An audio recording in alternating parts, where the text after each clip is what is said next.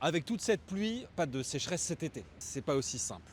Déjà parce qu'il tombe beaucoup trop d'eau en trop peu de temps. Et le résultat, on le voit, les cours d'eau débordent parce que les sols sont saturés. L'eau n'arrive pas à s'infiltrer, à recharger les nappes phréatiques. Et l'eau qui tombe en ce moment, finalement, elle est perdue. Et puis, à moyen terme, on approche du printemps, la végétation va commencer à pousser, elle va avoir soif, elle va donc consommer une bonne partie aussi de l'eau qui va se trouver dans le sol et puis de l'eau qui va continuer à tomber dans les semaines qui viennent.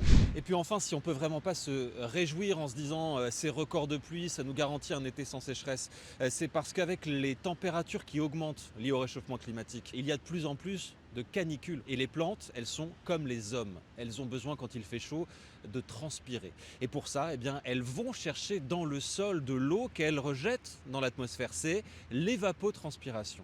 Et ça participe à vider beaucoup plus les nappes phréatiques. Un exemple, en 2018, c'était à peu près comme maintenant. On a eu un hiver très pluvieux, avec beaucoup d'inondations. Au printemps, eh bien, les nappes phréatiques, elles étaient à un niveau excédentaire. Il a suffi de 3 semaines de canicule en juillet pour qu'on vive une sécheresse historique.